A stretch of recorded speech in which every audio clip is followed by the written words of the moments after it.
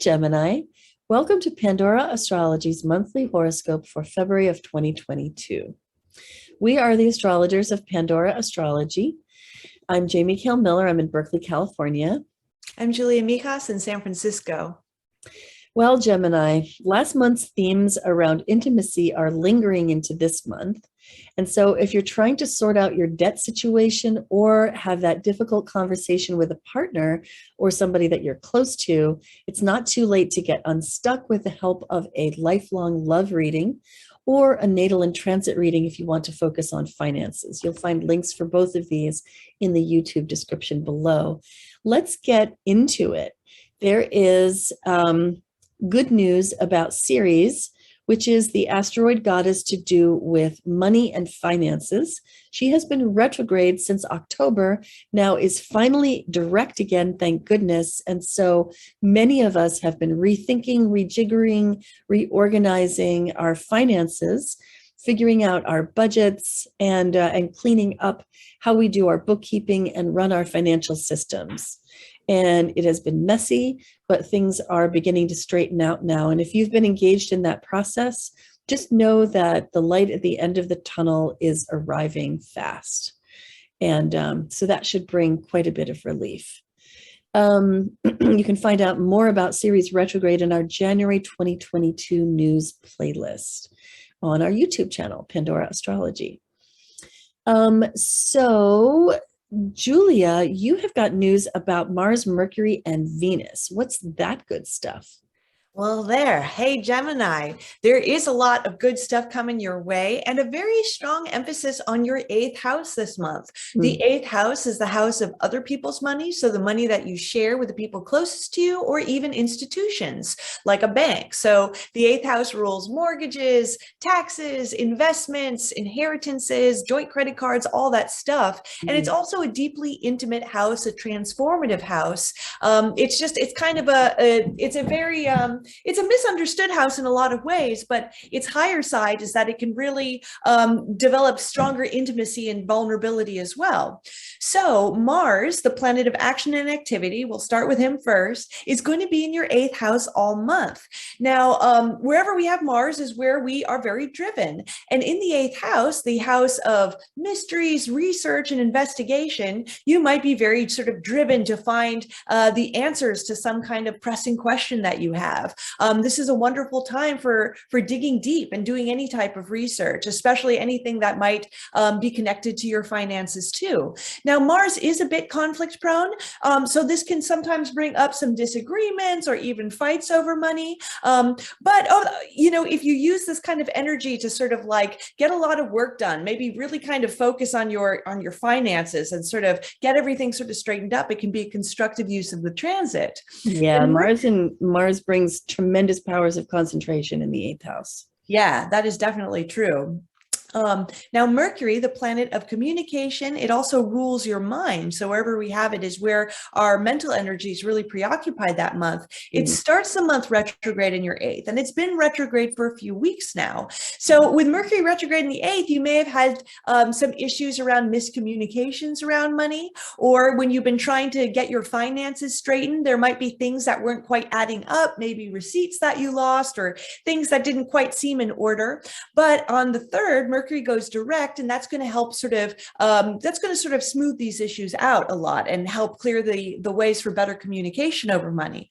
Then on the 14th, Mercury is going to move into your ninth house. This is the house of education and travel, and Mercury is a planet that also likes to travel a lot too. So after the 14th, this could be a time of maybe planning a trip, going on a trip. This is also the house of education, so it's a really fruitful transit if you're in school or for anybody who wants to learn anything new. And then finally, Venus, the planet that represents relationships, also wherever we have her is where we find pleasure. Well, she just finished a whole 6-week retrograde cycle that technically ended on January 29th. And the past 6 weeks have been kind of a time of relationship review for all of us. And if any problems or tensions surfaced during that time, it was an opportunity for you to kind of relook at these issues and try to make some decisions so that you can move forward. And for all the single Geminis out there, it could be a time of thinking about what you want in your next relationship.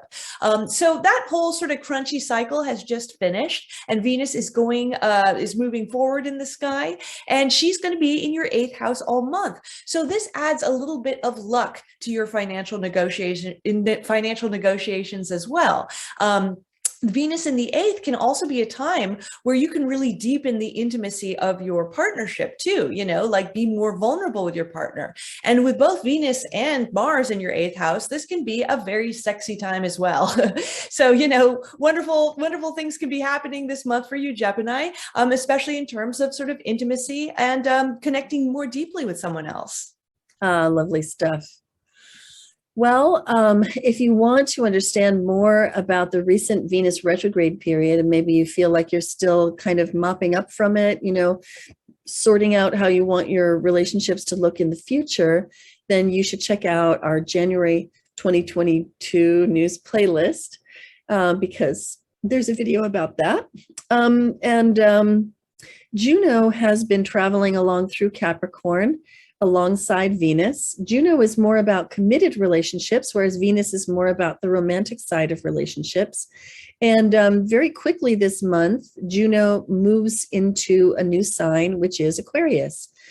And so wherever Juno goes, we can consider that here is some advice for our committed relationships. What should we be doing in our committed relationships according to the sign that Juno is in? Well, Juno is moving into Aquarius, which is a very social sign, and thus suggesting that this is a really good time to treat our partners as if they are also friends, and to get more social in our partnerships. In other words, to, go back to hosting dinner parties, or go out and hang out in larger groups with your partner, and to just revitalize the social context that your relationship lives inside of. For you, this Juno moves into the 9th house, which is a house of growth and expansion, suggesting that Juno is pressing you to grow and expand in your relationship.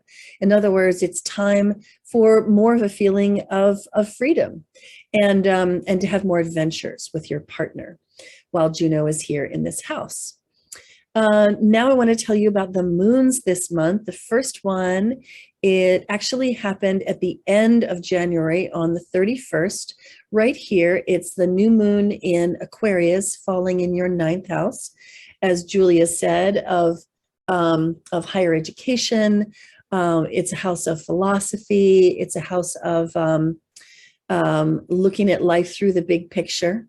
And this moon, so we're calling it diligently cultivate the seeds of genius, because it has a strong Uranus influence. Uranus squares it from over here and also rules the sign the moon is in, Aquarius. And so look for your genius in the arena of your worldview. When you step back and look at life from a big picture, how does that shift the way that you think about things? And engaging in that practice, how does that help life to have more meaning? This is something to explore under this new moon. So the second moon of the month, it happens when the moon in Leo opposes the sun right about here near the 16th. This can vary by your time zone that you're in. Sun remains in Aquarius, but moon opposes it in Leo. And this one has some deeper, darker themes than you might think based on its placement in Leo. Its placement in Leo brings a quality of radiance and confidence and big emotions, lots of passion and even romance to your 3rd house of communication, which is just lovely, infusing your communication with vibrant color and feeling and depth. And that is a lovely thing. However, the South Node in Scorpio and the North Node in Taurus have got a clarion call for this moon, which is to let go of addictions.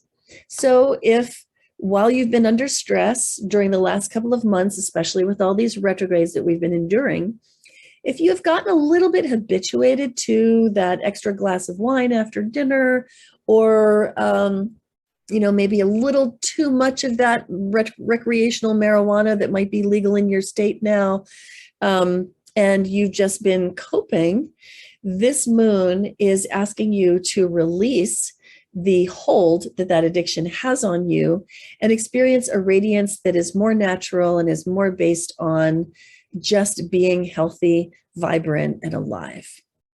So there's that moon, and you can find out more about both of these moons in our February news playlist on our YouTube channel, Pandora Astrology, and also on our monthly forecast page. So now the last thing I want to tell you about is the seasonal change. The sun is moving into Pisces.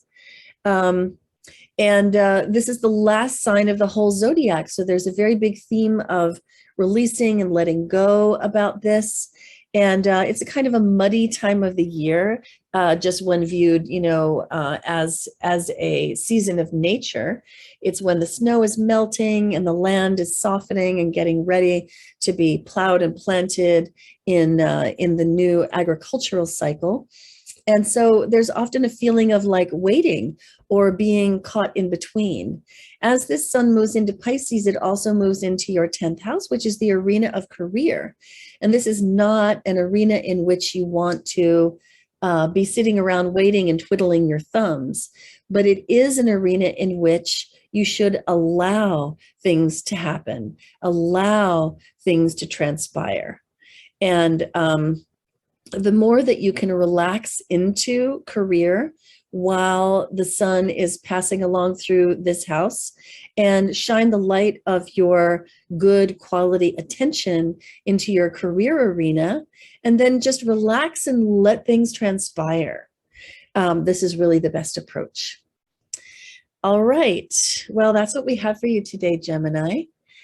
You can always find your horoscope on our website, pandoraastrology.com, in the horoscopes tab. And if anything here made you curious to have a reading to find out more about yourself specifically and how these things affect you, you can find the link for that in the YouTube description below, or you can just peruse the readings tab on our nav bar on our website, pandoraastrology.com. And we also offer classes as well. And until next time, we'll see you around the cosmos. Bye-bye. Bye.